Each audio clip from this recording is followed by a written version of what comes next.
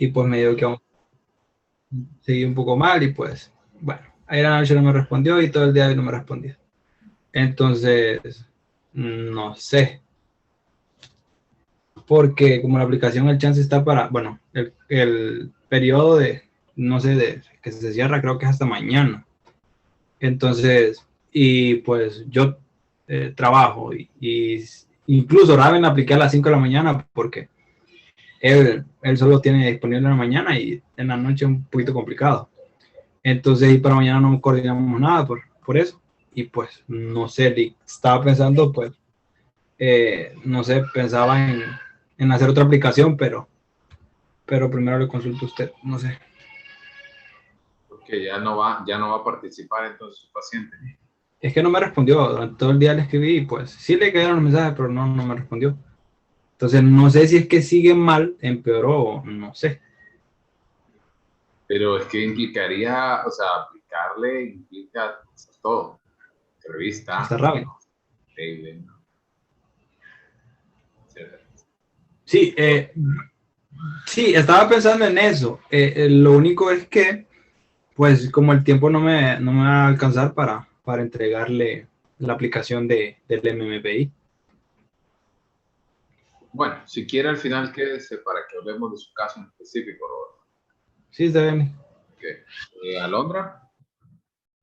Nick, a mí me está pasando algo similar con mi paciente, pero él sí va a poder aplicar conmigo, nada más que hasta mañana le voy a poder hacer la aplicación, pero quería saber si el documento de Excel se lo tengo que mandar ya con los resultados y todo eso. Con los baremos. Sí. Sí, ya, con todo full. Ok, igual quédese al final si quiere. Solo permítame un segundo, por favor.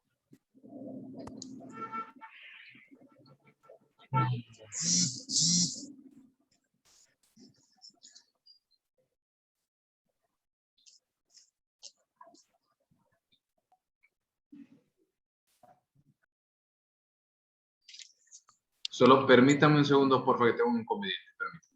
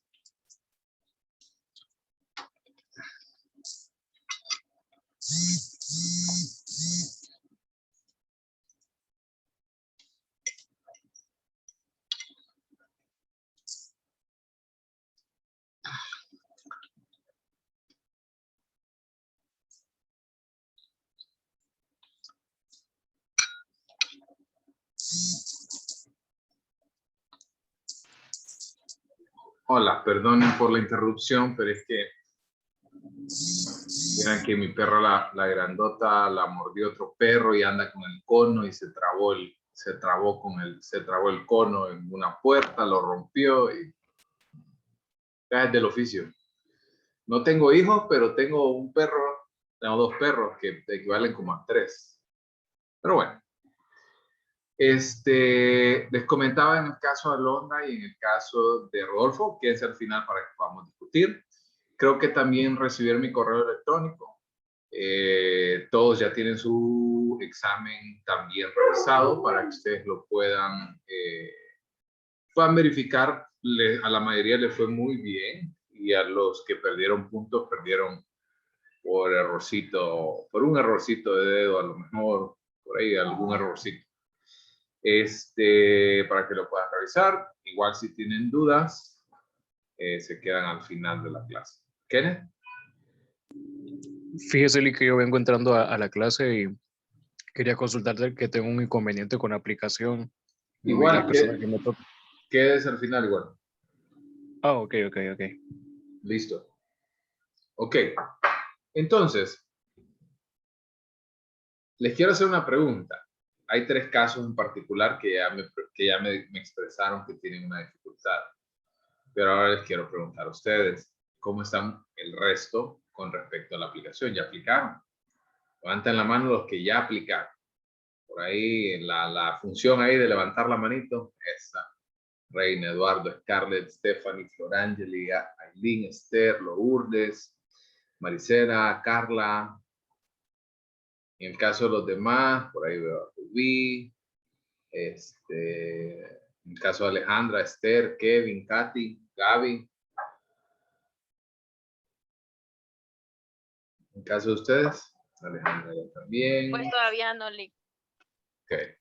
Yo también tengo problemas con mi paciente, no he podido aplicar prueba y dice que hasta mañana, tal vez. Ok. Les quiero plantear algo. Yo les puedo mover, sí. Por eso mi planificación es flexible. Para mí mi planificación no es una guía, pero no es una camisa de fuerza. Podría dar un día más en general. Y para los casos en particular que me están pidiendo quedarse al final, vamos a ver qué solución encontramos. ¿Parece? Vamos, un día más. Me parece justo, Lee. Ok. Entonces, en lugar de entregarlo mañana, lo entregamos miércoles. Es más, siempre, les puedo dar siempre igual, hasta el jueves a las 7 de la mañana. Tomo, yo no voy a revisar a la medianoche. Yo sé que por ahí hay algunos noctámbulos por aquí que les encanta todo el tema de trabajar a las 2, 3. Veo las horas en las que suben las tareas y me doy cuenta de que hay gente que sube tareas a las 3 de la mañana, 4 de la mañana. Es por el trabajo, Lee. Son los gajes del oficio también, el trabajo. Y yo digo, qué poder de convencimiento. Yo soy una persona de la mañana. Pero Qué ganas de querer salir adelante. Ok, entonces quedamos así hasta jueves a las 7 de la mañana. Ok, siguiente punto. Lo que vamos a empezar a ver el día de hoy es todo el proceso de la explicación de las escalas de validez, porque este trabajo que les voy a explicar, que es el vaciado de las escalas, que ese es el siguiente paso que nosotros vamos a llevar, vamos a tomar en cuenta, y es un trabajo que ustedes pueden hacer independientemente del tiempo, o sea, pueden hacerlo en cualquier otro espacio, no tienen que hacerlo aquí en la clase conmigo, sino que vamos a dedicar el día de hoy a trabajar esta parte y el día miércoles a continuar en este proceso. Entonces, antes que abramos de nuevo la presentación que vieron ustedes como de fondo de maderita, ¿hay alguna duda? ¿Hay algo que no les quedó claro con respecto a las escalas de validez? Que vean, por eso para el examen fueron preguntas abiertas específicamente para las escalas de validez, porque yo necesito que usted, cuando hablemos de LFK, no las confunda. Tiene que saber qué significa cada una de ellas. No he revisado el examen, así que no sé todavía cómo le fue. Si no le fue muy bien, igual tiene que retomar, porque si no aprende esta información desde el inicio, el MPI se le va a volver un tormento. y no es la idea. El MPI es una de las mejores pruebas que hay. Entonces, asegúrese de manejar las pruebas, de manejar las escalas, perdón, al pie de la letra. Porque eso, por eso puse el examen al revés, por eso puse el examen al inicio. ¿Ok? ¿Dudas? Como dicen ahí en los matrimonios en la iglesia, hablen ahora o callen para siempre. Lick, yo tenía unas consultas. Sí. Era con, bueno, en la parte de cuando, bueno, en el examen incluso preguntaba, o hablaba algo de implicaciones relacionadas con, no sé si me va a salir mal, creo que sí. No, relacionada con las implicaciones de las escalas de Inbar y de Inver. Yo la verdad, pues, quedé un poquito confundido. No las tengo, mejor dicho, no sé si están ausentes, no quedé bien. No entendí muy bien eso. Ok. Las dos, es muy sencilla la diferencia, y la diferencia radica en el nombre. Cuando hablamos de INVAR, es inconsistencias en respuestas variables, y en el caso de INVER es inconsistencia en respuestas verdaderas. Entonces, INVAR hace referencia a la inconsistencia que tiene el individuo para contestar a esto. ¿Con qué nos queremos referir a esto? Si ustedes recuerdan los patrones que veíamos en las pruebas, ¿sí? En los conjuntos de reactivos que ustedes trabajan para poder calificar INVAR, tienen siempre parejas de verdadero falso o falso verdadero. Siempre. Porque si la persona contesta en un orden ilógico con respecto a esto, va a obtener puntuaciones altas. Por ende, me va a decir que el individuo no tomó en cuenta el contenido de los reactivos para contestar. Este es INVAR. En el caso de INVER, si son puntuaciones altas, es la tendencia que tiene el individuo a dar un solo tipo de respuestas. Eso quiere decir predominantemente verdaderas. Por otra parte, en el caso de puntuaciones bajas, siempre para INVER, da la explicación de que nos da el individuo un solo tipo de respuesta, pero predominantemente falsas. A eso nos referimos con los dos puntajes, altos y bajos en INVER. En el caso de INVAR, también tenemos igual puntajes. Si ustedes recuerdan, en INVAR teníamos puntajes altos en B y altos en F. Entonces, tenemos igual esas mismas inconsistencias. Eso significa tanto puntuación alta como puntuación baja en INVAR, significa inconsistencia. ¿Eduardo? Sí, licenciado. Bueno, antes de hacer mi consulta, solo quiero dar una opinión acerca de INVAR con respecto a esas respuestas que pueden ser opuestas o similares. Me llama la atención bastante la parte en una que creo que es de la escala de depresión, cuando se le pregunta a la persona que si ha tenido intentos de matarse. ¿Qué tal? No especifica en un tiempo específico, pero con la que la comparan es con otra que últimamente he tenido ideas suicidas o algo así es la pregunta. Entonces, en lo particular, no me parece que sean inconsistentes, pero bueno, es la prueba, ¿verdad? Porque una no tiene tiempo y la otra mencionan hace poco, y si la persona contesta una sí, la otra no, pues es inconsistente. Pero bueno, aquí va mi pregunta, licenciado, por lo cual levanté la mano. Con respecto a las escalas INVAR, tenemos que un test de 95 es probablemente que la persona se invalide el protocolo, ¿verdad? Cuando es muy alto tenemos B, y cuando es muy bajo se acompaña de una letra F. Pero, licenciado, para saber cuando un puntaje es alto, bueno, se lo pregunto porque todavía no ha llegado la lectura en el manual, en INVER, ¿cómo saber cuando una persona tiene un puntaje adecuado o inadecuado según su puntuación en INVER? En cuanto a puntuación T. Sí, correcto. Ok, es muy sencillo. Y esta regla ustedes la van a perseguir con todas las escalas clínicas, que eso es lo que vamos a ver el día de hoy.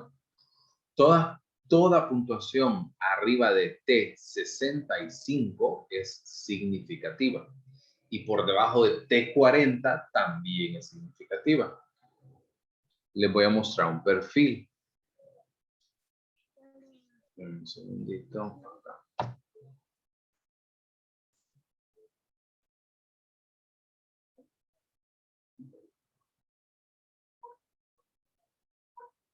perdón, por debajo de T50. Okay. Vean por acá. Todos están viendo mi perfil, ¿no? Si quieren podemos ir apagando las cámaras porque voy a empezar a compartir. Ok. Entonces, ven el perfil. Este es un perfil de las escalas básicas para el sexo femenino. Entonces, ven estas dos líneas que están a partir de 65 y a partir de 50, puntos T, esa es la clave, puntos T. Un segundito. Por arriba y por debajo de estas puntuaciones, nosotros vamos a encontrar que estos valores van a ser significativos. Claro, en el caso de las escalas básicas y de validez, para cada una de ellas tiene los valores en específico en nuestra presentación, ¿cierto? Aquí en estos cuadros que nosotros ya sabemos qué significan las puntuaciones, ¿sí? O sea, en estos valores nosotros ya tenemos explicado esta situación. En el caso, por otra parte, para la parte final de la presentación, ustedes encuentran las escalas suplementarias. Aquí es donde cobra más valor. Cuando tenemos puntajes por arriba de T65, se consideran como un puntaje alto en escala suplementaria. Y cuando tenemos un puntaje por debajo de T50, como es este espacio, aquí es donde nosotros encontramos un valor significativo también, pero sumergido. Y así es como se le conoce a este tipo de perfiles. Si ustedes ven esta zona, toda esta zona entre 65 y 50, se consideraría como lo esperable, como lo esperado, como lo convencional. Y todo lo que está por encima de esa franja, o sea, todo lo que ocurre en esta franja es un perfil elevado, y todo lo que ocurre por debajo de esa franja se conoce como un perfil sumergido. ¿Estamos?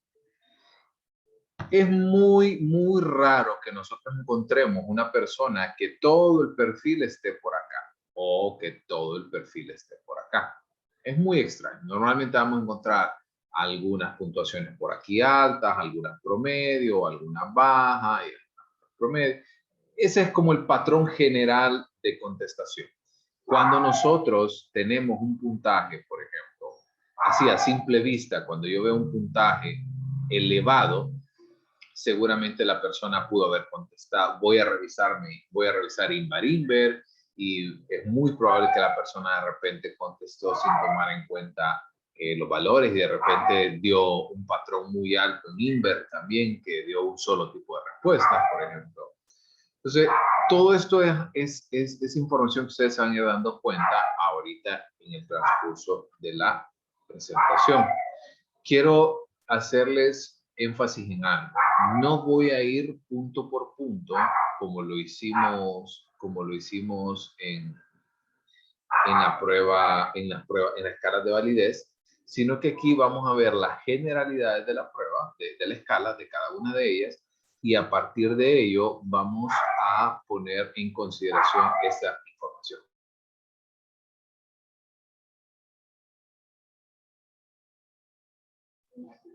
Ok, entonces, empezamos por este punto.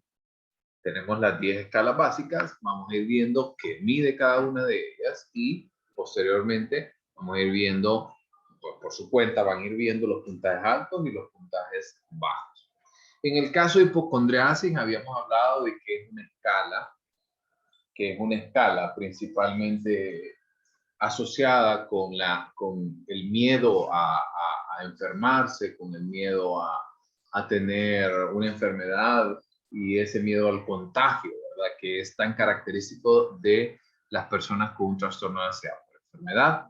Esta preocupación es una preocupación anormal, es una preocupación que puede llegar ya hasta el neurotismo, o sea, puede llegar realmente, el individuo incluso puede llegar a desarrollar ya factores asociados con los procesos de pérdida de la realidad, de contacto con la realidad. Pero no quiere decir de que esto siempre ocurre. A lo mejor puede ser un individuo que de repente pierde, por ejemplo, lo que anda buscando más bien es atención, lo que anda buscando de repente es que alguien le pueda ayudar con algo, y por ende es que puede tener ese tipo de puntuaciones altas. Un tema importante por acá que ustedes van a notar.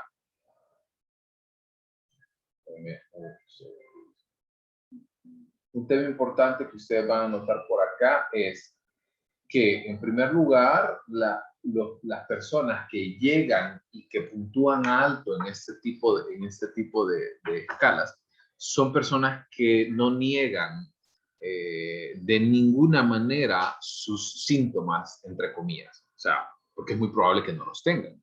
Entonces, cada vez que yo pienso en esto, no sé si ustedes han visto el show este de la familia de 10, que pasa en el Distrito de Comedia, en Canal de las Estrellas, que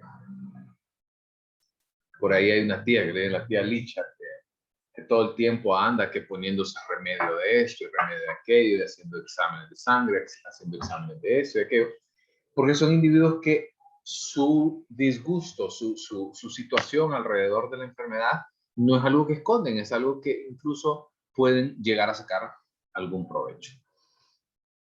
El contenido de los reactivos como tal no habla de quejas somáticas en un solo sistema.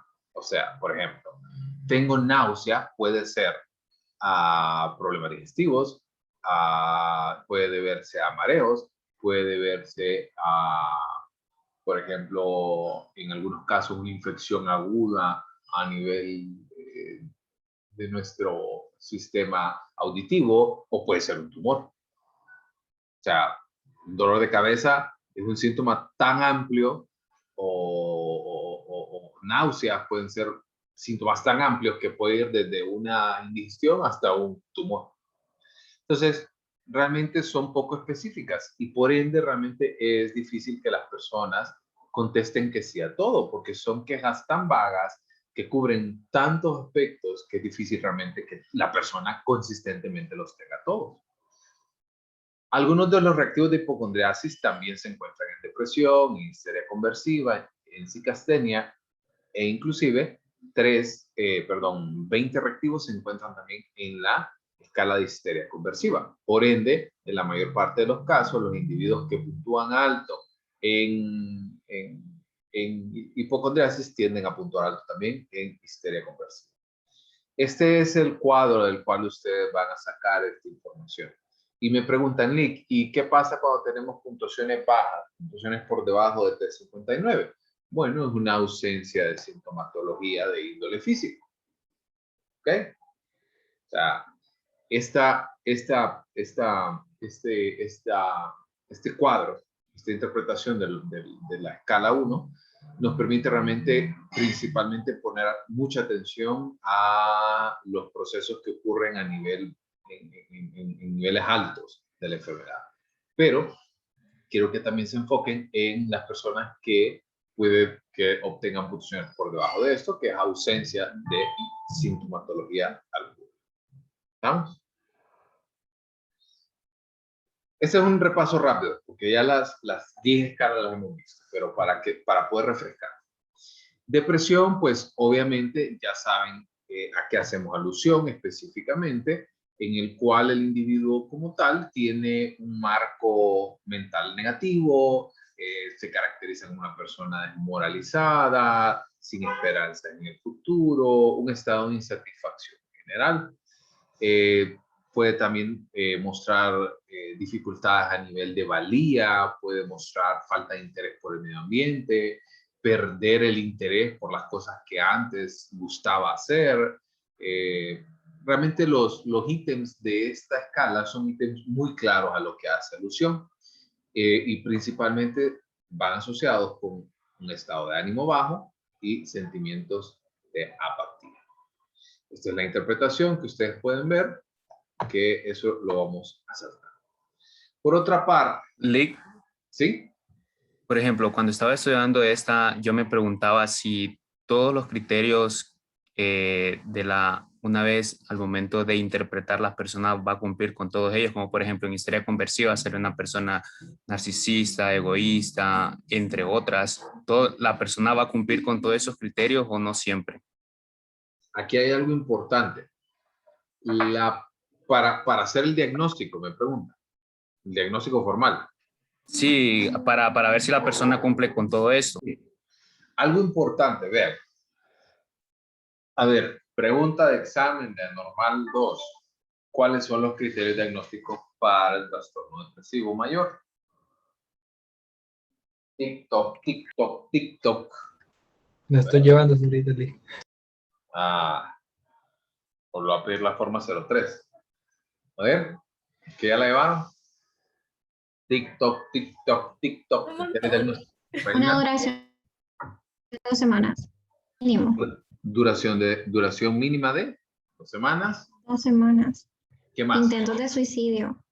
No es, acuérdense que lo primero que tenemos que hablar es que no los tiene que cumplir todos los criterios diagnósticos. Tiene que cubrir 5 de los 9.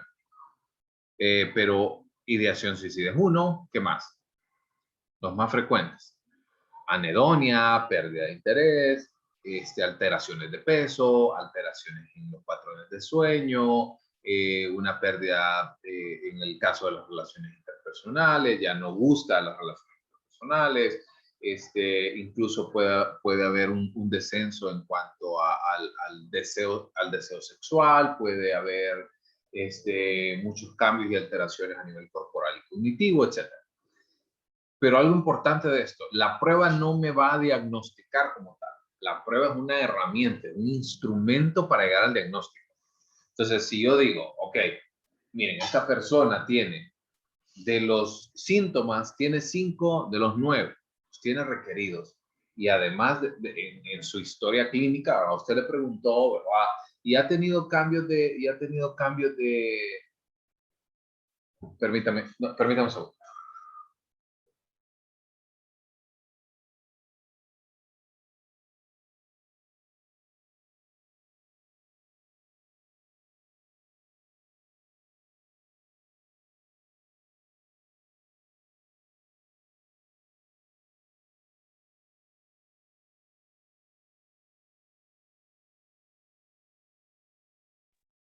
Entonces, respecto a estos elementos, ¿verdad? De los puntos que debe cumplir, de los criterios diagnósticos, es importante que nosotros comprendamos que la prueba como tal no va a diagnosticar, es una herramienta. Imaginemos que en la entrevista clínica, como les había comentado, el individuo, ¿verdad?, muestra 5 de los 9 o incluso más, puede mostrar más síntomas de los requeridos. Y además de eso, en esta prueba puntúa súper alto en depresión en escala básica y depresión en escala suplementaria y depresión en escala de contenido. Como dicen, cuando el río suena, porque trae piedras. Entonces, en la prueba como tal es un instrumento adicional de diagnóstico, pero no es que porque salió alto en depresión, a lo mejor es que sí, fijo tiene depresión. No, tenemos que tomar en cuenta, a lo mejor contestó de manera inconsistente, a lo mejor contestó para fingir. Eso es algo vital que debemos de comprender. ¿Estamos? La prueba es una herramienta. ¿Estamos? Licenciado. Dígame. Los resultados se pueden ver ¿Perdón? influidos, digamos, porque quizás los resultados se pueden ver influidos quizás porque la persona en ese momento ha estado pasando por algo triste. Sí. O algo duro. Totalmente. Recuerden que habíamos hablado de que en el caso de la escala F, si le ocurría algo al individuo en el momento de la aplicación, era muy probable que estuviera pasando de repente por una situación, de repente por una muerte en algún momento específico de algún familiar, o de repente por la pérdida de una relación, de un trabajo, etcétera, podía alterar los valores en la prueba. ¿Estamos? Ok. Entonces, ahora pasemos al siguiente punto, a la escala 3, que es histeria conversiva. 2 puntos importantes para poder descartar. En primer lugar, cuando hablamos de psicosis, hablamos del espectro psicótico, que no tiene nada que ver con histeria conversiva. Tiene más que ver con los procesos a nivel de esquizofrenia, ¿verdad?, de la escala 8. Cuando hablamos, por otra parte, de neurosis, tiene que ver con todo lo relacionado con el estado de ánimo, ansiedad y síntomas somáticos. O sea, con la somatización, con los procesos en los cuales la persona tiende a tener algunas dificultades a nivel psicológico, pero también tienen una repercusión a nivel físico. Por ende, la histeria es una neurosis, un tipo de neurosis, y es una afección en el cual podemos encontrar algunos conflictos emocionales, cognitivos o psíquicos que se van a manifestar a través de signos físicos. ¿Ok?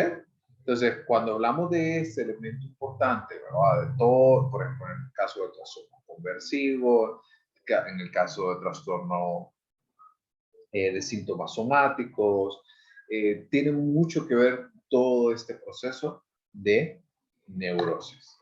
Entonces, una vez que nosotros nos enfocamos en este punto, debemos de comprender que la escala se construye específicamente para poder evaluar los procesos a nivel de somatización del individuo. Por eso es la importancia y por eso es que repite tantos reactivos con la escala de hipocondriasis, porque hace referencia a signos físicos. Ahora bien, las personas que tienen este tipo de sintomatología deben de ser sumamente debemos de escudriñar mucho debemos de escudriñar mucho la historia clínica, ¿verdad? Porque aquí es donde les vengo a decir ahora que la interpretación de estas escalas, a lo mejor ahora, con todo este tema de pandemia, va a cambiar, ¿sí? Porque no era lo mismo antes, la preocupación constante o anormal, ¿verdad? De ciertas personas. Y ahora si nos ponemos a pensar todos los rituales que nosotros hacemos para no enfermarnos, para evitar el contacto con otra persona, todos los rituales que nosotros hacemos ahora en el tema de limpieza de alimentos, de la cantidad de restricciones que nos ponemos ahora para andar, ahora andamos que con doble mascarilla, que con careta, que con alcohol en la mano y gel en el otro lado y desinfecta el carro. Entonces, también debemos de comprender esto, de que estas pruebas, por lo menos en este momento de pandemia, pueden verse alteradas.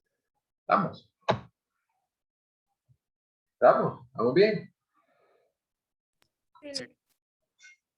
Ok. En el caso de la escala 4, habla acerca de todos los procesos que tienen que ver con las tendencias antisociales y con la conducta psicopática. ¿Ok?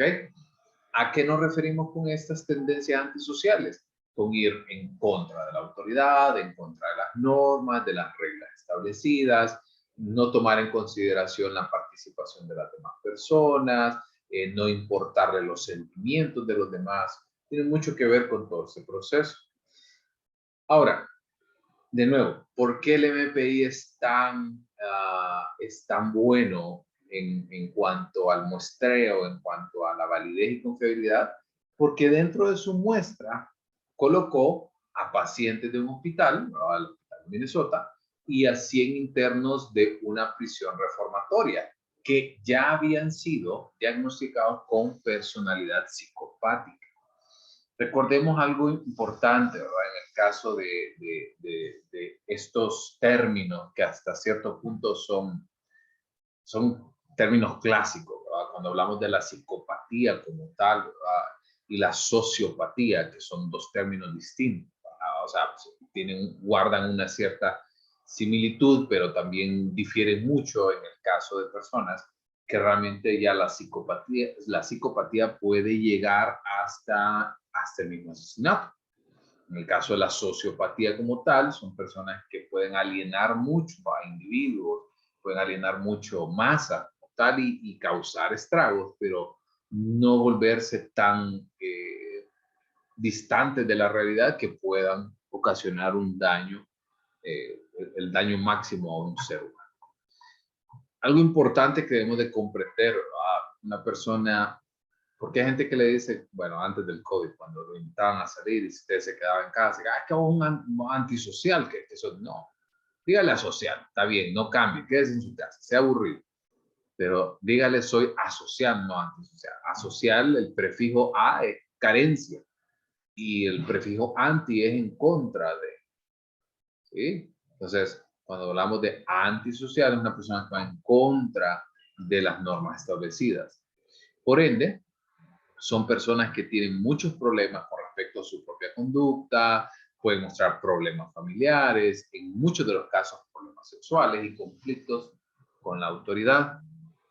Ahora bien, en todos los procesos que nosotros hemos visto de actualización, se llegó a establecer entonces una correlación entre las personas que puntuaban alto en el trastorno de personalidad, que puntuaban alto en la escala 4, que es de desviación psicopática, y se estableció una correlación entre la desviación psicopática y el trastorno de personalidad antisocial, y se obtuvo una correlación realmente bastante baja.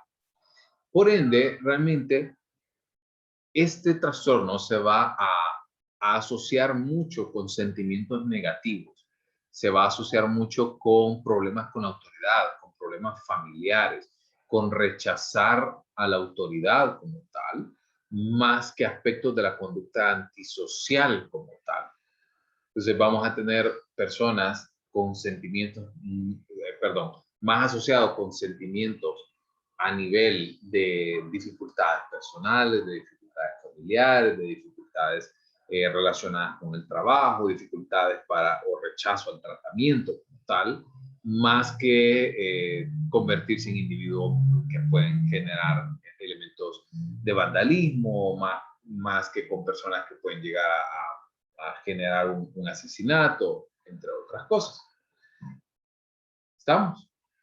Entonces, si ustedes ven por acá, la interpretación, por ejemplo, vean rápidamente la interpretación alta, cuando nosotros tenemos individuos con puntuaciones altas por arriba de T76, hace más alusión a los sentimientos como inestabilidad, como inmadurez, como ser una persona centrada en sí misma o ser una persona egocentrista, puede ser agresivo en algunos casos y tal vez puede presentar conductas antisociales.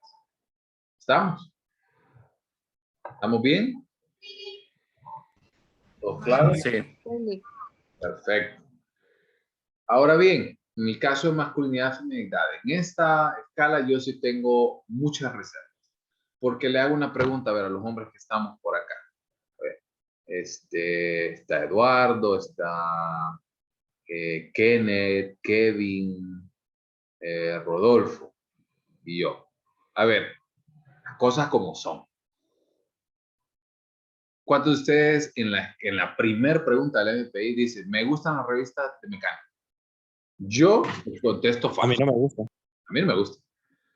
A los demás.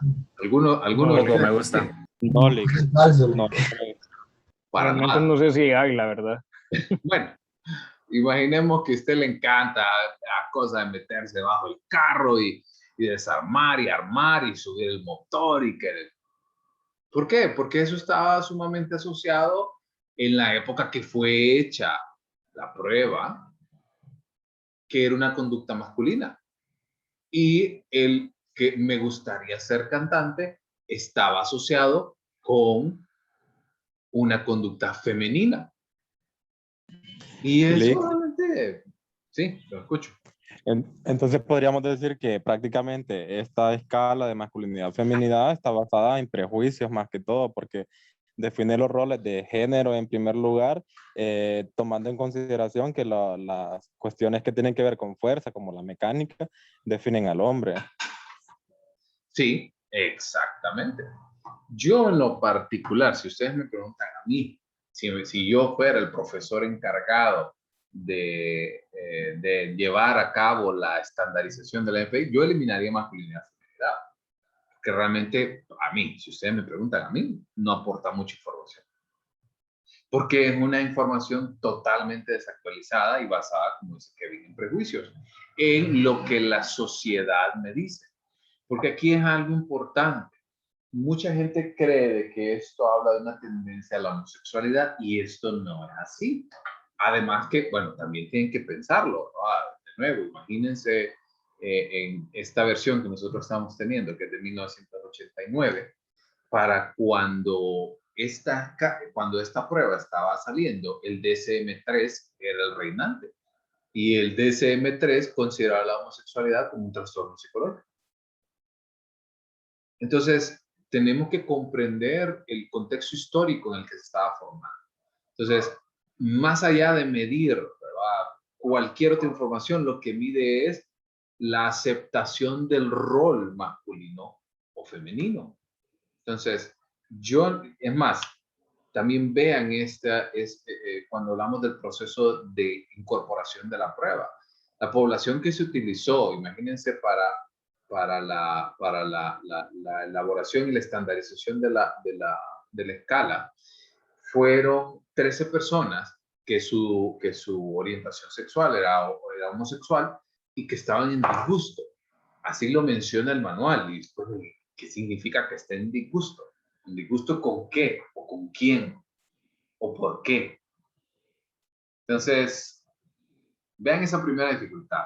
Carece por completo de por ejemplo, como acaban de ver, en el caso de la escala de desviación psicopática, se tomaron en cuenta 100 individuos que estaban siendo recluidos en una prisión y que ya tenían un diagnóstico formal. Aquí la muestra se reduce a casi un 10% de la población y con características muy poco fiables. Además de eso, piensen en la antigüedad de la escala y los cambios de roles que hay. Por ejemplo, a mí se me ocurre en este momento. A Kenneth le gusta la música, ¿cierto? Kenneth creo que toca como 3 o 4 instrumentos. Y no sé si es cantante, creo que sí. Ahí le hago algo. Pero más que todo lo reservo. Me gustan más los instrumentos que cantar, la verdad. Bueno, pero para usted no es algo ilógico el querer ser cantante. O Así no es es. algo que usted diría, no, hombre, jamás, nunca. Es más, piensen también en el cambio en la actualidad. En 1989, ¿verdad?, la mayor cantidad de personas que asistían a educación superior eran hombres, era el sexo masculino. En el caso, las mujeres se dedicaban a la casa, a las labores, a los quehaceres, a criar a los hijos, etcétera, etcétera. Y ahora, de los 22 personas que estamos acá y me saco yo como profesor, quedan 21, creo que solo son 5 hombres y 16 mujeres. Entonces, tengamos en cuenta estos cambios de roles que hay y en la actualización de esta situación. Entonces, de nuevo, como les digo, es una escala sumamente deteriorada y si usted me preguntaba a mí, yo con gusto la eliminaría. Algo importante, en el caso de la prueba, recuerden, aquí es donde viene el punto específico que les había comentado. Hay una interpretación para hombres y hay una interpretación para mujeres. Entonces, tengan mucho cuidado cuando hagamos el vaciado de datos. ¿Vamos? ¿Todo bien? Sí. Sí. Perfecto. En el caso de la escala 6, que es paranoia, obviamente la paranoia ustedes la conocen, ¿no?, que tiene esa sagacidad, estos individuos tienen esa sagacidad para poder de alguna manera creer que las personas que están alrededor pueden dañarnos, pueden ser sumamente suspicaces, pueden exhibir una excesiva susceptibilidad. Les voy a contar lo siguiente, les voy a contar esta experiencia propia. En primer lugar, el paciente paranoico es muy difícil que llegue a consulta. ¿Por qué? Los que ya vieron esta clase, los que ya vieron Anormal. ¿Por qué es difícil que llegue la persona a consulta?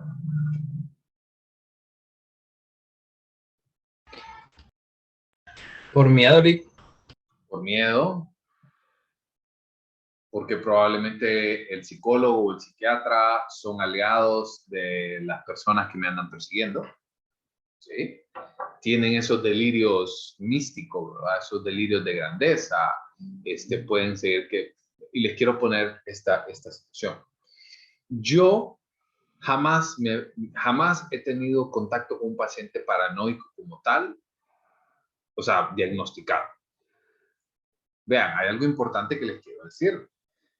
No es nada ilógico que nosotros tengamos ideas de persecución al momento. Y creo que las mujeres pueden entender esto mucho más. ¿Cuántas de ustedes no se siguieron perseguidas en algún momento con miedo?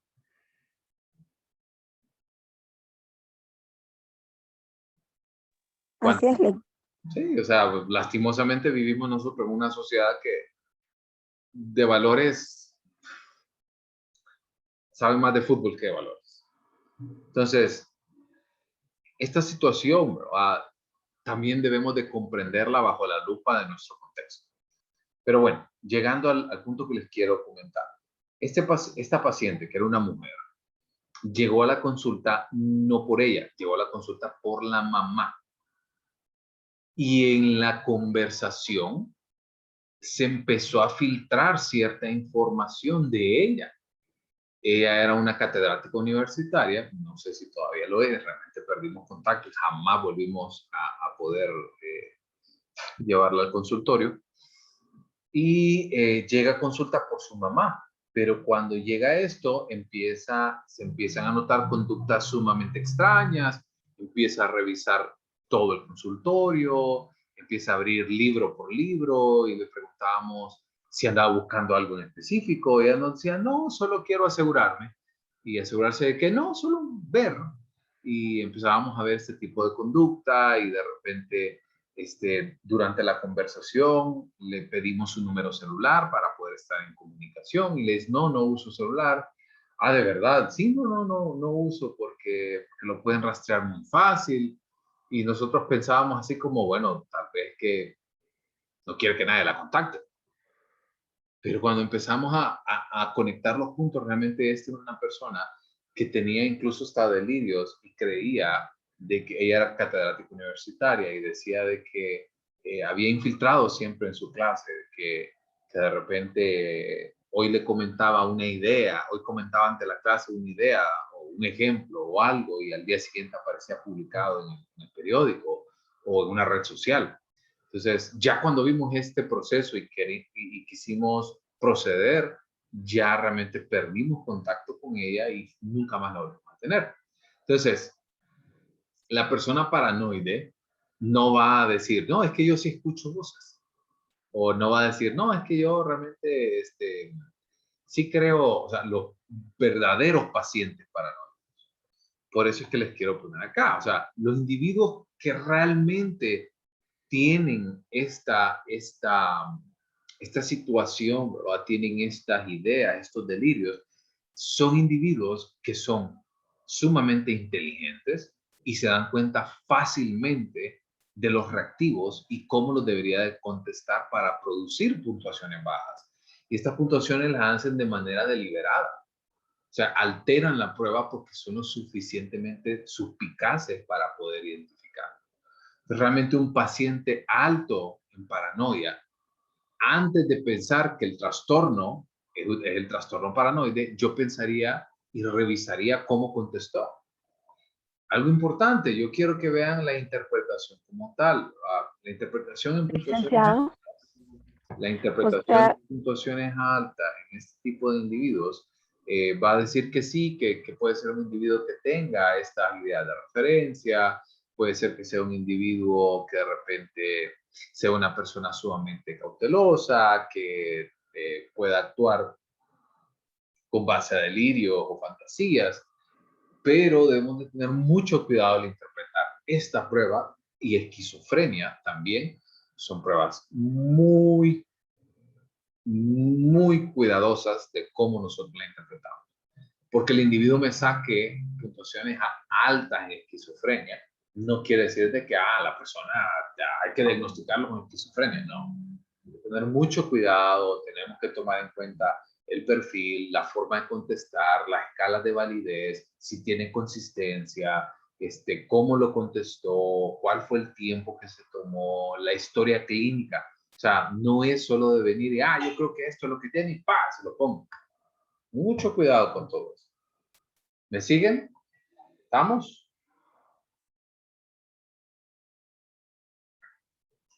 favor. Sí, Lick. Ok.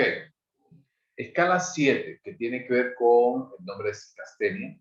Lo hemos visto que tiene que ver con las preocupaciones, rumiaciones mentales, rituales compulsivos. Recuerden que el TOC, como nosotros nos recordamos que es el trastorno obsesivo compulsivo, se compone de dos puntos importantes. De la obsesión como tal, que es a nivel cognitivo, ¿verdad? Que es un pensamiento, es una rumiación, y la compulsión, que ya es el acto como tal. Por ejemplo, una persona que constantemente piensa que su familia puede morir en un accidente trágico, y la persona de repente cree de que para poder salvarlos tiene que encender y apagar las luces de cada cuarto cada vez que sale 3 veces. Entonces, ahí tenemos ambos componentes. El componente obsesivo, de nuevo, que vamos a hablar mucho de la interpretación bajo la lupa contextual. Yo le voy a hacer una pregunta. ¿Cuántos de ustedes tienen un celular bonito y un celular feo? Principalmente cuando iban a clases presenciales. Por 2, Lick. Miren, yo les voy a contar una anécdota. Antes de casarme, yo tenía una novia que estudiaba psicología al mismo tiempo conmigo. Y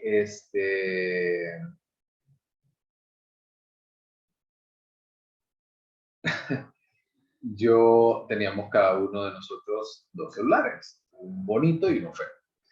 Y nosotros siempre lo decíamos por si nos asaltan.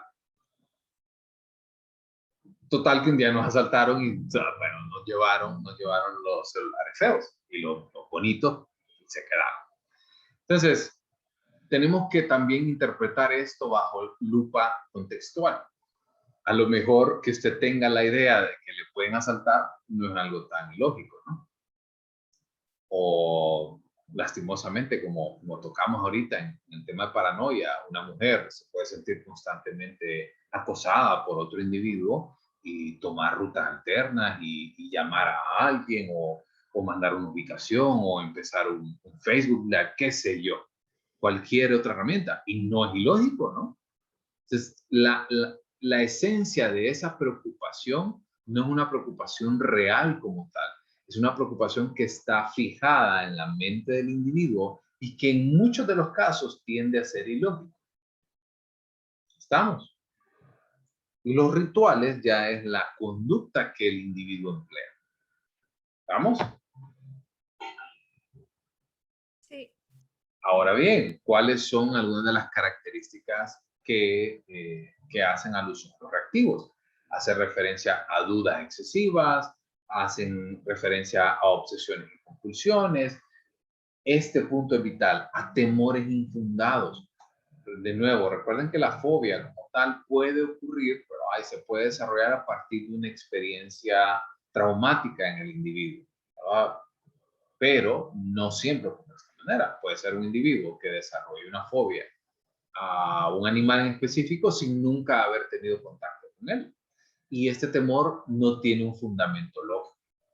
También hay una emotividad negativa ante cualquier situación, hay mucha tendencia a culparse a sí mismo, se sienten muy infelices, puede presentar alguna sintomatología física como desvanecimiento, como dificultad para respirar, ataques de pánico, puede presentarse también como un individuo con poca energía o con dificultad para concentrarse en muchas de las situaciones. ¿Estamos? Pasemos a la siguiente. ¿Sí? Solamente tiene una consulta con respecto a la cicastenia, pues una de las características decía que era autoculparse, pero ¿a qué se debe el autoculparse en esa situación? Porque recuerden que lo que trata en este caso el individuo con cicastenia es tener control. ¿Sí? Eso es algo vital para la persona. Entonces, al querer tener control de todo, absolutamente de todo, aun cuando es ilógico, aun cuando no hay una base lógica detrás de ello. Cuando no pueden adquirir este control, consideran que ellos tienen la culpa por no haberse preparado lo suficiente, o por no haber hecho el ritual, o por no haber hecho X actividad, o por haber confiado en alguna persona, etcétera, etcétera. Ahí es donde viene la tendencia a autoculparse. Ok. Gracias. Perfecto. Gracias, Marjorie. Seguimos entonces en el caso de la esquizofrenia. Recordemos que en el caso de los distintos trastornos del espectro psicótico, en el DSM-5 encontramos el esquizofreniforme, el esquizoafectivo, el esquizotípico, el esquizoide, y también tenemos el trastorno de esquizofrenia. Entonces, todos tienen características básicas, que son estas tres que ustedes ven, pero algunos pueden mostrarse distintos. En el caso, por ejemplo, en el caso del esquizoafectivo, puede mostrar síntomas psicóticos, pero además de eso tener un trastorno afectivo. En el caso del esquizofreniforme, puede cumplir con los criterios diagnósticos para esquizofrenia, exceptuando con el tiempo. En el caso del esquizotípico, puede también mostrar alguna sintomatología y cumplir con los tiempos, pero ser de una dificultad más leve y no perder de repente contacto con la realidad. Entonces, hay diferencias claves, pero y no vamos a ahondar en eso en la clase de hoy, porque eso es materia de la Normal 2, pero las características comunes que presentan los individuos con esquizofrenia son los delirios, las alucinaciones, o por otra parte un discurso desorganizado. Hablamos de personas que pierden el contacto entonces con la realidad. También puede mostrar un comportamiento desorganizado, ilógico, o en algunos casos catatónico. Recuerden que la catatonía era ese proceso de rigidez corporal. Y también pueden mostrarse síntomas negativos. Por ejemplo, pueden estar asociados muchos pensamientos catastróficos o pensamientos trágicos con respecto al desenvolvimiento como tal. Por ahí habíamos hablado, como les había dicho, de los tipos de esquizofrenia. Recuerden que además de esto, nosotros nos encontramos, aparte de los tipos de esquizofrenia, la catatónica, paranoide, simple, leve frénica o desorganizada, también nos encontramos algunos otros trastornos, como el delirante, el trastorno psicótico breve, el trastorno esquizoafectivo, y aparte de eso, los especificadores, con síntomas somáticos, sin síntomas somáticos, de duración, de gravedad, grave, moderada, leve, con síntomas catatónicos, sin síntomas catatónicos. O sea, es una tela sumamente alta para cortar, sumamente larga para cortar. Pero recordemos esto, el trastorno de esquizofrenia como tal, podemos referirnos a estos tres puntos importantes.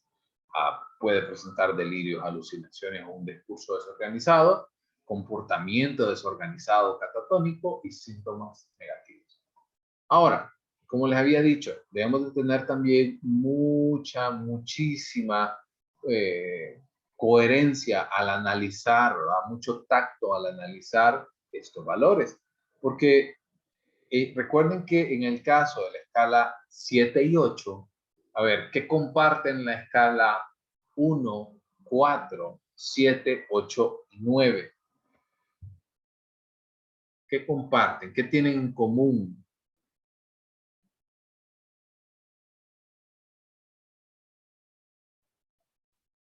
Creo que serían las alteraciones del pensamiento.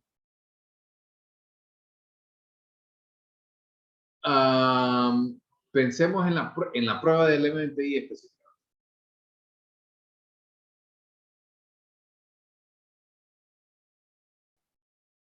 ¿Qué les aplicamos K? 1, 4, 7, 8 y 9. Y en el caso de la escala 7 y la escala 8, ¿cuánto le aplicamos de K?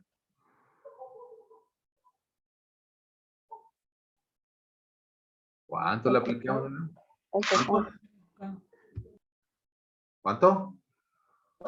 En total de El K. 100%. El 100%, o sea, 1. Entonces, ¿Qué pasa si la persona puntúa alto en K? Entonces, también estos valores se pueden ver, aparte de que de repente el individuo pudo haber contestado un poco de manera desorganizada o de manera inconsistente. Si le agregamos además la corrección con K, las puntuaciones pueden salir muy altas. Y obviamente, a lo mejor el individuo que nosotros tenemos por acá no nos va a presentar alteraciones de pensamiento. Y si ustedes ven que en la entrevista jamás presentó ninguna conducta excéntrica, tampoco era una persona que ustedes vean que tiene un contacto precario con la realidad, es un individuo que realmente funciona en todas las áreas de su vida, que goza, que disfruta. Entonces debemos de tener mucho cuidado con el análisis de esta prueba. ¿Estamos? Sí. Ok. Sí, En el caso de hipomanía, hace referencia, recordemos que hay dos puntos importantes.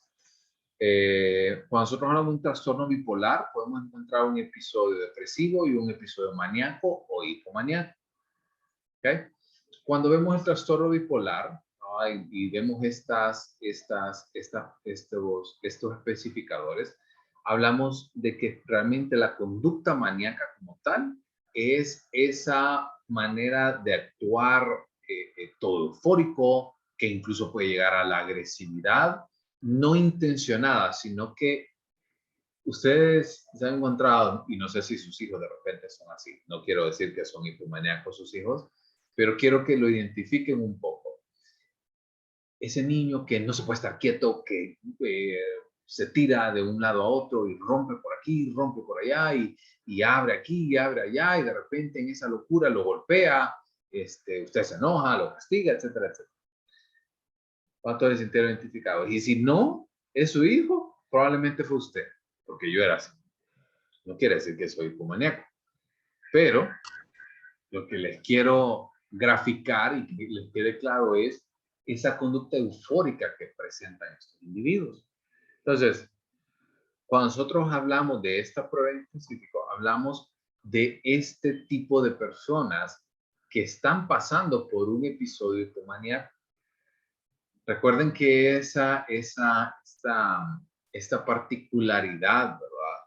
De la prueba, ¿verdad? De poder detectar una actividad con una alta euforia y poder detectar a individuos que de repente nunca se cansan o que nunca pueden quedarse quietos en un solo lugar, debemos de tener mucho cuidado también en esta prueba para poder analizarlo. Porque, vaya, les hago una pregunta. Algunos me dijeron que, bueno, ahí Rodolfo dijo de que aplicó a las 5 de la mañana y otros que entregaron clases y pruebas a las 3 y de ahí a trabajar, me imagino, de 7 a 5 de la tarde y de ahí llegan a sus casas a trabajar, a hacer tareas, a recibir clases. ¿Cierto? ¿Cuántos tengo así? Yo. Rodolfo. Ahí. Rodolfo, ¿ok? Y eso implica de que ustedes en esa hiperactividad que pueden tener son hipomaníacos. No, porque recuerden que una característica esencial de este diagnóstico de trastorno bipolar es que esta situación impide que el individuo pueda desempeñarse de manera correcta.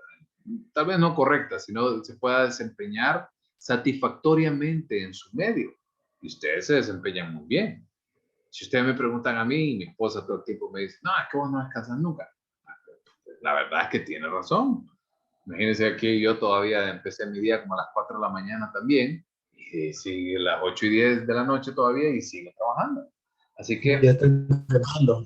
Y todavía queda por ahí un par de cosas más por hacer. Entonces, debemos de tener mucho cuidado entre las personas que pueden ser individuos carentes de sintomatología hipomaníaca, pero que realmente tienen una alta tasa de actividad diaria.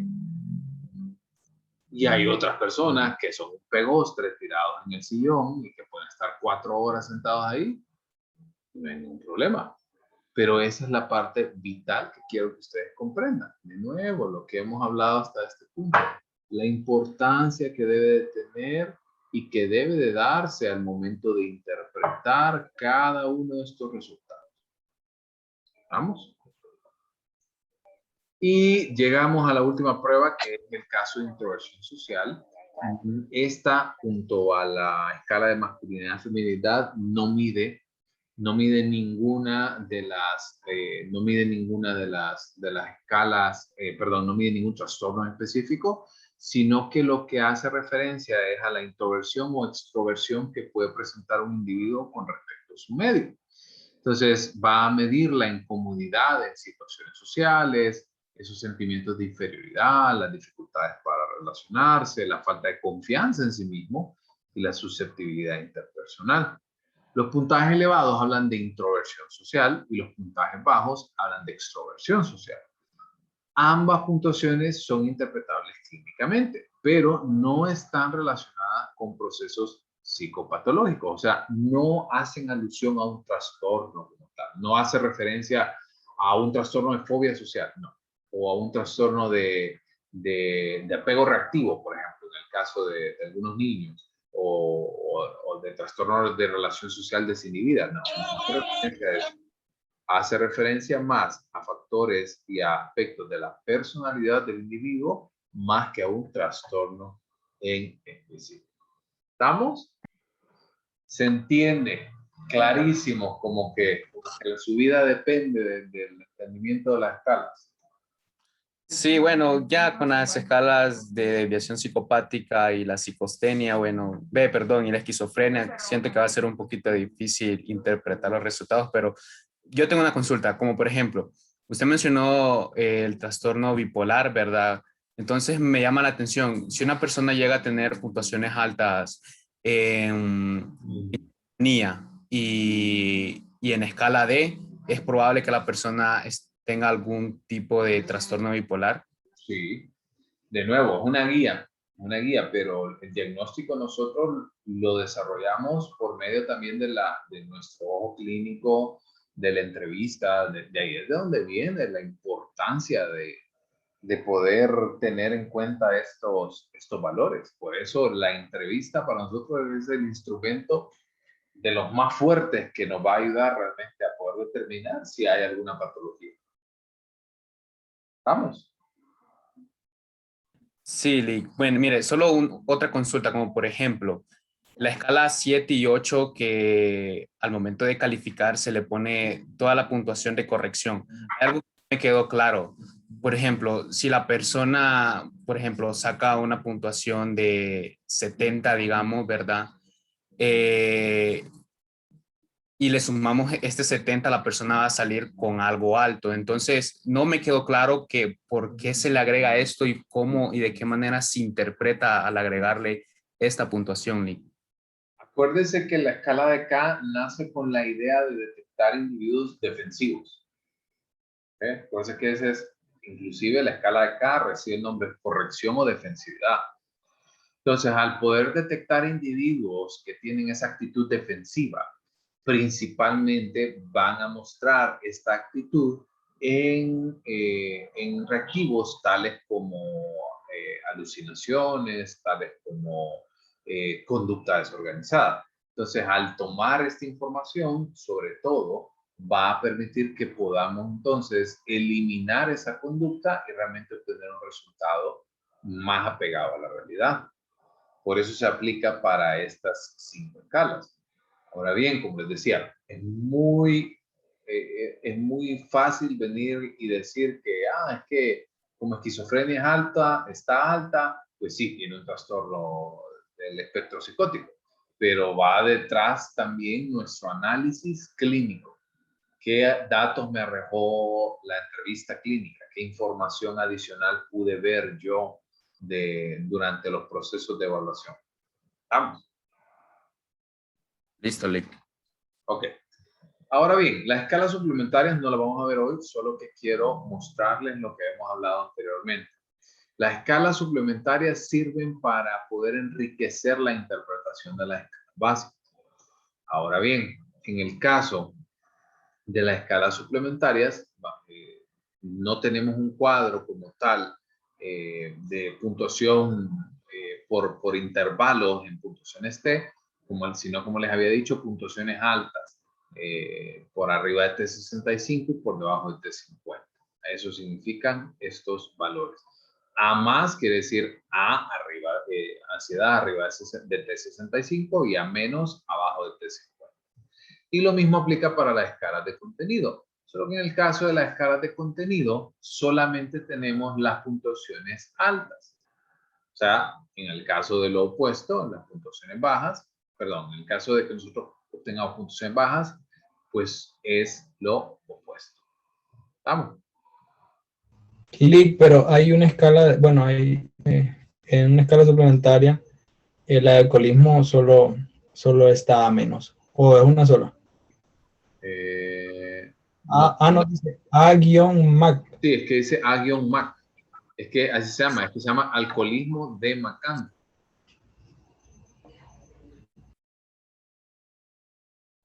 Acá. En este caso, no hablamos de que sea negativa o positiva, sino que el alcoholismo de Macandro se fija principalmente en la propensión a la adicción en general. Entonces, si tiene puntuaciones altas, hay una propensión a la adicción en general. Puntuaciones bajas implica lo opuesto, o sea, ausencia de la propensión a la adicción en general. Así que no se vuelve clínicamente significativo. En el caso de la dominancia, por ejemplo, también, que es la tendencia a tener control sobre los demás en sus relaciones interpersonales, puntuaciones bajas implica lo opuesto. ¿Estamos? Sí, Perfecto. Ok. Entonces, quiero cambiar ahora a la presentación. Denme un segundo. Que este es el trabajo que ustedes se van a llevar. ¿Cuántos de ustedes vayan levantando la mano?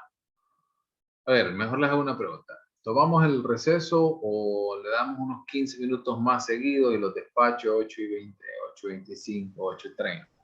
Sí, vale. Seguido. Diga. Continúe. Ok. Pregunta. ¿Cuántos de ustedes han utilizado el cacique en algún momento? Levanten la manito. El Kelly.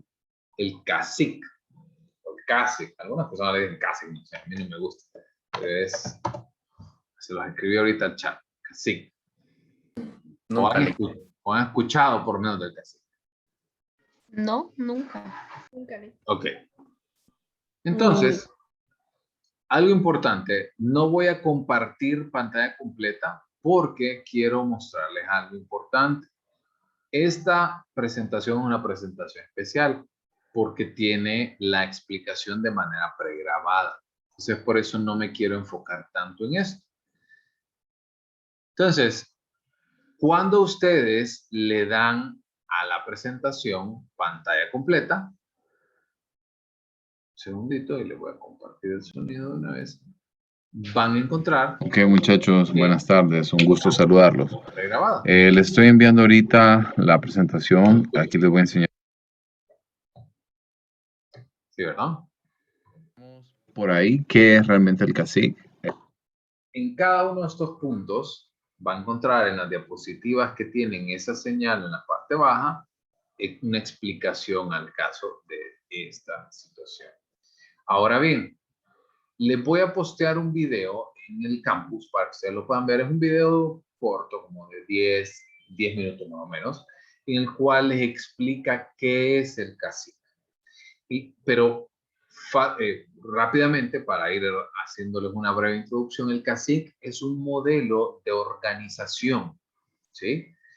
Cuando ustedes empezaron a ver la cantidad imagínense la cantidad de información que nosotros vamos a sacar de cada una de estas escalas, de las escalas suplementarias, de las escalas de contenido, de las escalas básicas, de las escalas de validez, se va a formar una cantidad de elementos que son difíciles de manejar. Entonces, por eso el cacique nace con esta idea de poder organizar según 5 aspectos elementales del desarrollo del individuo. El cacique es un acrónimo para conductual, afectivo, somático, interpersonal y cognitivo o cognoscitivo. Entonces, cada una de estas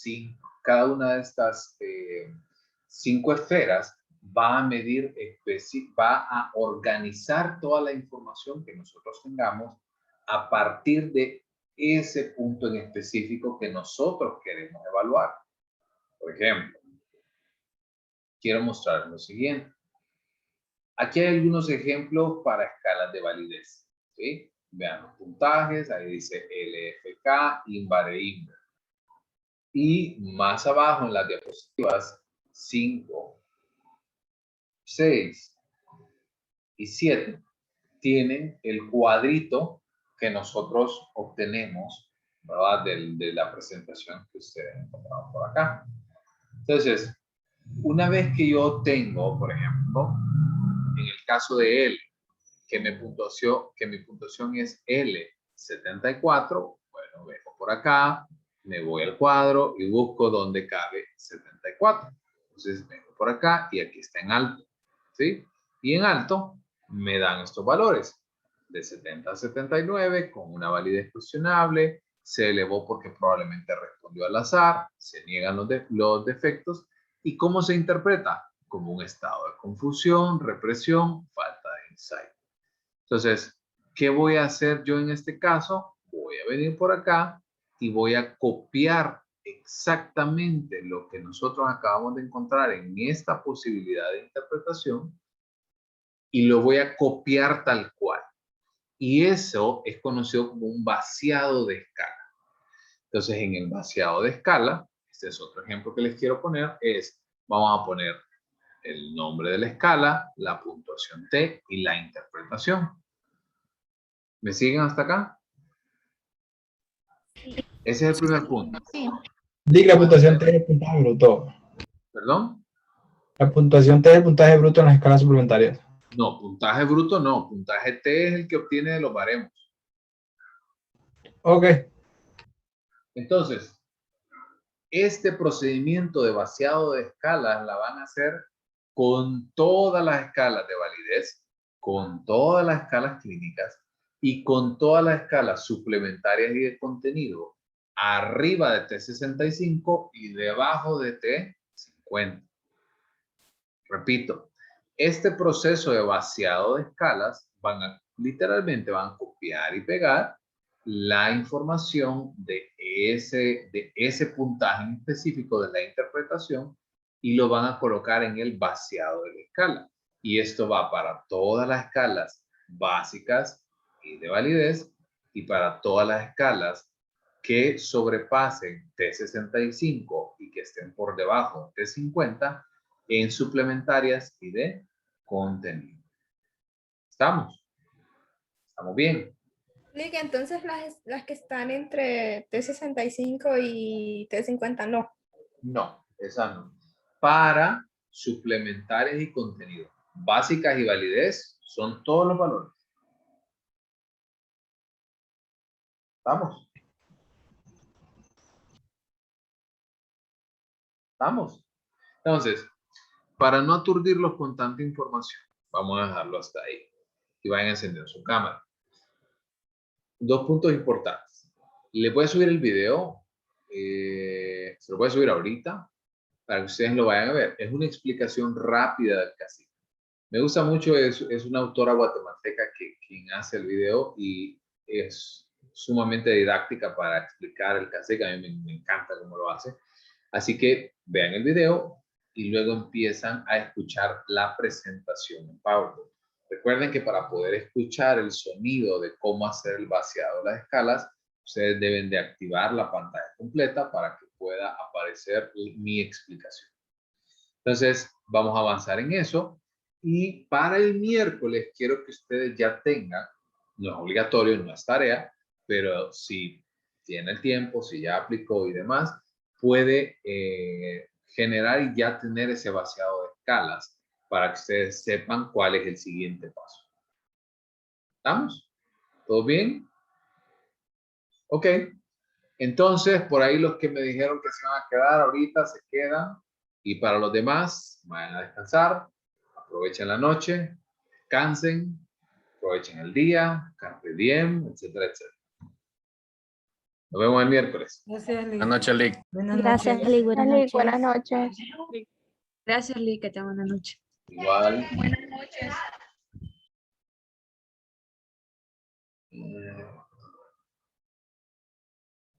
Ok. Alondra, en su caso, con el día adicional que se le da, logra salir con la aplicación, ¿verdad? Lick, lo único que yo estoy esperando es que él me diga qué horario puedo aplicarle, porque él comenzó a trabajar en un car wash ahorita, entonces me dice que a veces sale bien tarde. Entonces no sé qué hacer en ese caso. Mejor aplíquelo antes de que vaya a trabajar, porque cuando vaya por el ítem 100 y viene de chambear, ¿verdad? Se le va a dormir frente a la pantalla. Trate de negociar. Sí, voy a tratar. Trate de La meta negociar. ¿Perdón? Sí, la meta es poderlo aplicar mañana en todo caso y terminar, trabajar en la noche. Ok. Y poder ser mandado. ¿Está bien? Listo. Está con usted. Queda ya despedida. Gracias, buenas noches. Bye. Kenneth igual, con ese día adicional, son 2 días, casi 2 días. Sí, Luis, yo también. aplicaría en todo caso el día de mañana como tipo 8 o 9 de la noche. Ok. Listo entonces, ¿verdad? Gracias, Luis. Listo. Buenas noches a todos. Buenas noches. Rodolfo, igual. Bueno, usted tiene que averiguar, ¿no? Es que no me... Bueno, lo que entendí es que estaba muy grave. Entonces, y no me responde. Los mensajes no le han caído, ¿no? Estaba revisando ahorita. Y pues me preocupa porque hacer el análisis y todo eso, o sea, lleva tiempo. Entonces, y después de clases, quedarme, entonces... No, pero el vaciado de escalas no se tiene que hacer ahorita. Lo único que tiene que hacer es, después de la aplicación del Excel, que ya se califica de una vez, convertir a puntuación bruta. Es todo lo que se tiene que entregar. Bueno, lo que puedo hacer, Lick, es que a veces a esta hora ya está dormido porque se levanta a las 4 de la mañana también. Es esperar entre hoy y hasta mediodía mañana. Y si no me responde, pues no sé, tengo pensado en quizás hacer la aplicación a otra persona, pero que era la persona que tenía inicialmente, pero tiene 18 años, pero no le ha entrado la identidad. Entonces, no sé si con una partida de nacimiento. Sí, incluso antes entregaban no me acuerdo cómo se llama. La contraseña. Un cartoncito. Sí. Si lo tiene, puede anexarlo. Si no lo tiene, es que no sé si, creo que... Con partida de nacimiento se podría. Ok, sí, entonces si no me responde él, pues le empezaría a gestionar todo eso mañana. Y igual le escribiría a usted para ver cómo le envío los documentos de él. Listo, ahí me mantiene informado. Listo, Lick, muchas gracias, Lick. Buenas noches a todos. Buenas noches. Reina. Sí, con Rubí teníamos una duda con respecto al examen. En el caso 1, en escala general, la persona tenía una puntuación centil de 95, ¿verdad? Entonces tendría, si lo buscamos en la tablita quedaría, está 95.2 y 95.8. Y según nosotros teníamos entendido en la explicación de la clase, nosotros usamos la puntuación más alta. No, acuérdense que es siempre la más cercana. Inmediato superior. Por eso es que pusieron 126 y no 125. Parece que 95.2 está más cercano a 95. Vamos, siempre la más cercana. O sea, es la más alta, pero la más alta cercana. Porque la más alta es 99, pero no vamos a ir a 99. Okay. Vamos. No sé si Rubí quiere preguntarnos. Tranquila. Hasta en las mejores familias pasan. Ok, gracias. Listo. Gracias, Lee. Descansen. Kevin.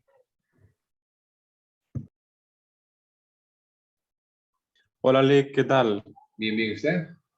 Bien, fíjese Lee, que yo tengo un pequeñísimo problema con respecto a la clase. Yo no pude hacer el examen el día que tocaba porque tuve un problema con energía eléctrica. Y en mi trabajo yo no puedo ingresar a la plataforma porque yo justamente esa semana cambié de trabajo y ahora estoy trabajando con una agencia de cooperación. Y para mí es bien complicado porque yo entro a las 8 de la mañana y me implica que tengo que salir a las 7 de mi casa. Regreso hasta las 6 a mi casa. Entonces, fíjese que yo he tenido un problemita ahorita con poder poner un poco de atención porque para mí es un poco, o sea, entro a la clase, pero entro un poco descontextualizado. Y el primer día que usted explicó lo de la de buscar en las tablas, yo estoy sumamente perdido, entonces no me siento con la suficiente confianza de empezar a leer más fuerte porque implicaría que me da miedo tener un error o cometer un error con el paciente.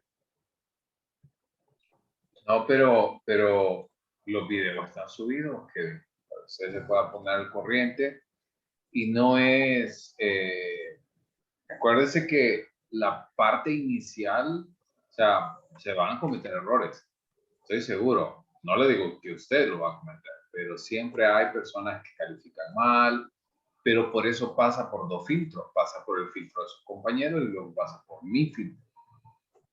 Entonces, una vez que evaluamos, podemos hacer la corrección apropiada, porque la versión final que llega al paciente no debe llevar errores. Sí, de hecho, yo, bueno, si usted se fija, casi siempre o subo las clases, las asignaciones casi como en la hora, porque me quedo hasta tarde viendo los videos. En muchas ocasiones me quedo porque llevo 3 clases más y justamente en algunas de ellas voy a tener que desertarle porque no tengo la capacidad en tiempo para poder quedarle mal a los pacientes, porque una es psicodiagnóstico 1 y la otra es métodos 4. Entonces tampoco quiero cometer la irresponsabilidad por ser una persona aborazada en ese sentido, de querer pasar las clases y también dejar a los pacientes mal. Claro. No, y la Entonces, verdad que es válido y es responsable de su manera verlo también así. Así que, no, pero agarra la confianza, vaya a ver los videos, por eso los grabo toditos y los subo de nuevo, ya tienen todo el material. sí, justamente yo en eso estoy ahorita, viendo lo de los videos, porque fíjese que es la única clase en la que yo me siento la confianza de que puedo hacer un esfuerzo, súper esfuerzo para poder poner todo mi empeño, porque no la quiero dejar y las otras sí, obligatoriamente tengo que dejarlas porque es por el tiempo, pues, y para mí es un tema muy elemental y no soy de acá, pues, de Tegucigalpa. Está bien, no hay ningún problema. Así que pilas. Y como lo del examen tendría que hacerlo en reposición, Lick. En reposición al final. Ok, está bien. Listo. Gracias, Lick. Feliz noche. Reina. Igual. Sí, Lick. Ay, es que se me ha ido la señal. Ah, Sí, Lick, es que lo que le iba a comentar era que yo no pude enviarle la calificación del MMPI de la mía, porque es que no tenía computadora porque con los que se va la luz y se viene se me quemó la computadora o la batería de la computadora, pero ya conseguí una, pero me va a tocar empezar. Entonces, si me deja entregarlo nuevamente, yo igual se lo enviaría. ok. Pero no. Okay, ¿Mande? pero tiene que ponerse a trabajar rápido porque también tiene la aplicación de por medio. Sí, no, la aplicación ya la hice. Ya apliqué la prueba, solamente faltaba evaluarla. Lo que pasa es que como se me quemó la computadora el jueves, entonces, bueno, la batería, pero ya hoy ya tengo una. Bueno. Ya tengo una nueva, pero tengo que empezar otra vez. Bueno, póngase pilas y le doy chance hasta el miércoles en la noche para que ese día yo me voy a estar poniendo a revisar. Ah, ok, súper. Súper. ¿Listo? Listo, Liz, gracias. Buenas noches. Igual.